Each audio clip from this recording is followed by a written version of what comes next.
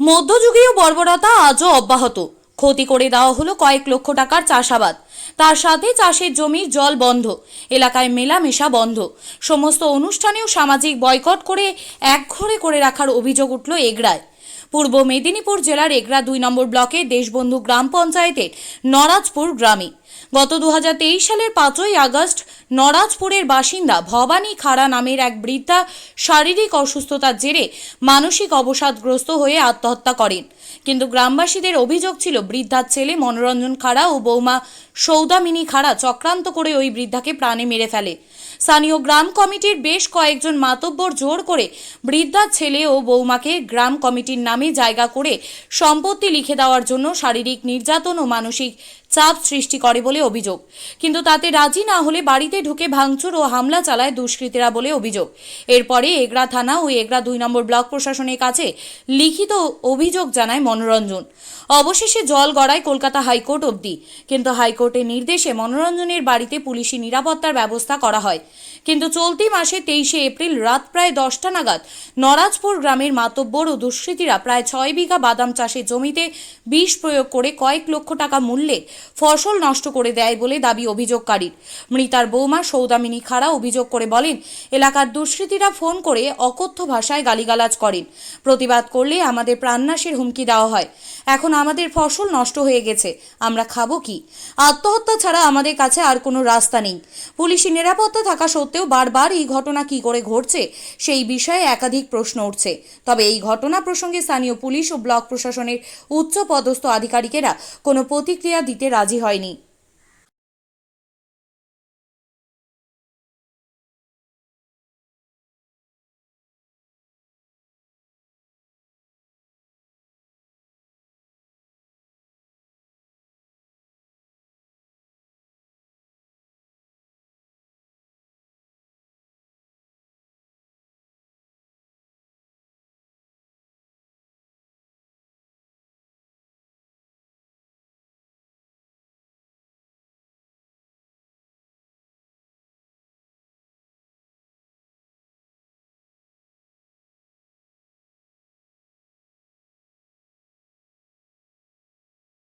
ঘটনা ঘটেছে 5ই আগস্ট 2023 সালে আমার শাশুড়ি মা রোগ অসুস্থতার কারণে নিজে আত্মহত্যা করেন।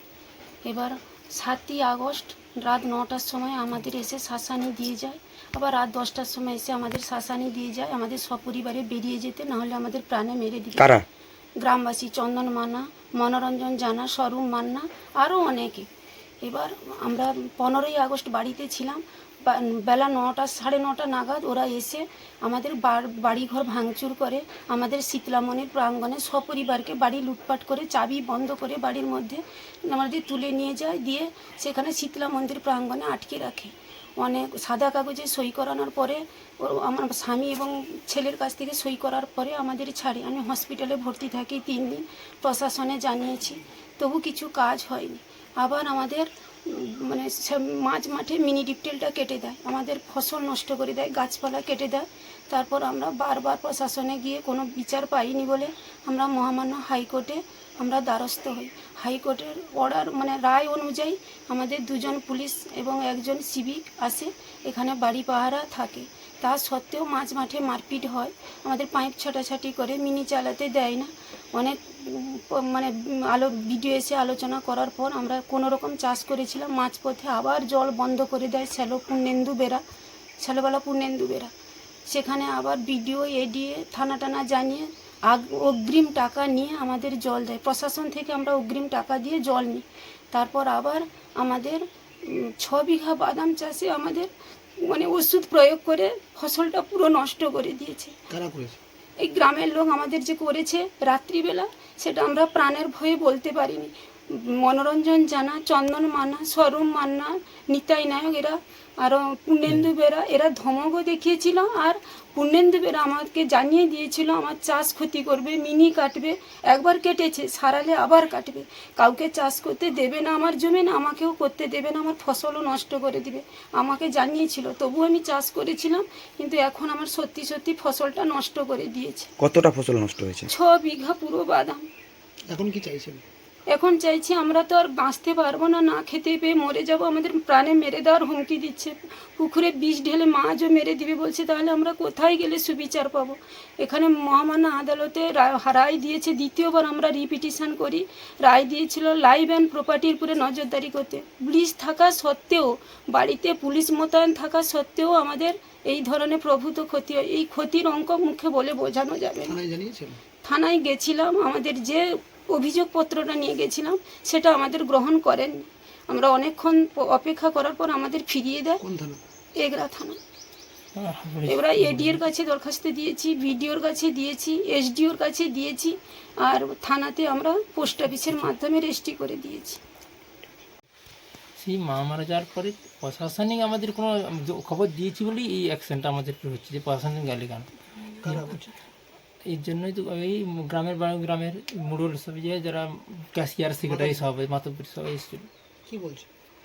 10 তোমাদের জায়গাপত্র যে দিতে হবে, আমাদের তোমার মা মারা গেছে, তুমি মেরে দিয়েছো, জায়গাপত্র দিতে হবে। কেন দিতে হবে?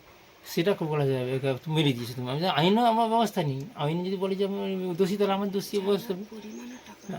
2.5 বিঘা জায়গা নিয়ে বলছি, 10 লক্ষ খান টাকা নিয়ে বলছি। 10 লক্ষ নিয়ে প্রশাসনকে জানিয়েছেন? হ্যাঁ, প্রশাসনকে জানানো হয়েছে। এটা 5ই আগস্ট থেকে তো চলছে এই ঘটনাটা। প্রায় 1 বছর হয়ে গেল এখন। এখন তার কোনো সুরাহ হচ্ছে না।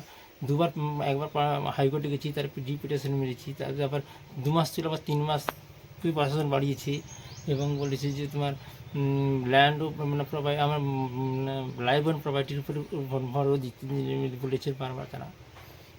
কিন্তু প্রশাসন আছে, তার সত্ত্বেও তো রাত্রিতে স্থানীয় গ্রাম পঞ্চায়েতে জানিয়েছিলেন? পঞ্চায়েতেও জানানো হয়েছে অনেকবার। পঞ্চায়েতে বসে ভিডিও এসে আলোচনা হয়েও হয়েছে, ভিডিওটা দেখে আজও শুরু হয়নি? তাও সুরাহ হয়নি। কি নাম আপনার? আমার নাম মনোরঞ্জন খাড়া, বাড়ি? হরিনারাজপুর। ঘটনা সম্পর্কে আপনি কি জানেন? কারণ ঠাকুমা যখন মারা গেছিল তখন গ্রামের সবাই এসে বাড়িতে এসে চড়াও হয়, বলছে যে বাড়ির সবাই মিলে মেরে দিয়েছে, কিন্তু কেউ কিন্তু মারেনি। উনি অসুস্থ ছিলেন, ওনার হেপাটাইটিস বি ছিলেন, উনি খুবই অসুস্থ ছিলেন। বলতেন আমার খুব গা জ্বালা করছে, এ করছে। দিয়ে মাসি 2011 সাল থেকে ডাক্তার দেখায়, সব রিপোর্টই দেওয়া হয়।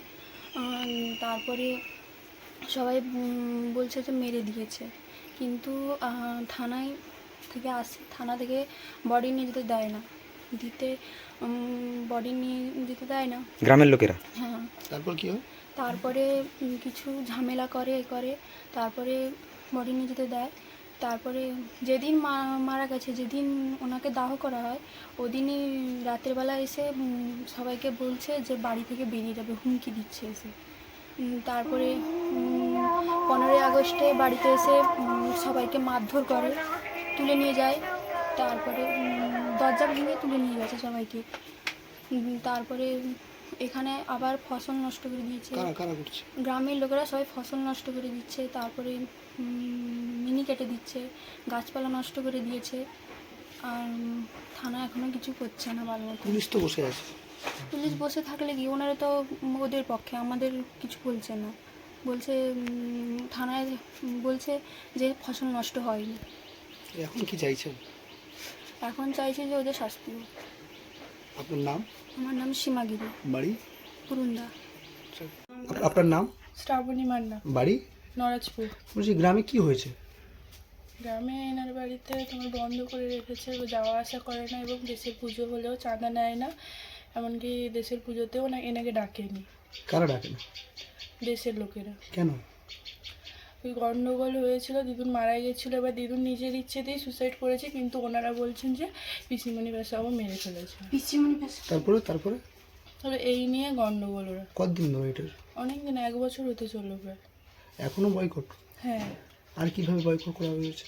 আমার ওনার মিনিতে লাইন কেটে দেওয়া হয়েছে, কখনো চাষের ক্ষতি বা পুকুরে মাছ যারা লিজে নিয়েছিল ওনাদের কাছ থেকে টাকা তুলে নিয়েছে, কিন্তু এনাকে দেয়নি, বা এনার মিনিতে যারা জল নিয়েছিল তাদেরকেও টাকা দিতে দিচ্ছে না। কারা দিচ্ছে না? দেশের লোকেরাই। তারপরে যারা জল নিল তাদেরকে বলে দিয়েছে জল যাতে না নেয় ওখান থেকে, আর জল যারা নিচ্ছে তাদের চাষের ক্ষতি করছে। চাষ করতে পেরেছে? করেছিল, ক্ষতি করে দিয়েছে চাষের। আপনার নাম? শ্রাবণী মান্না, বাড়ি? নরাজপুর।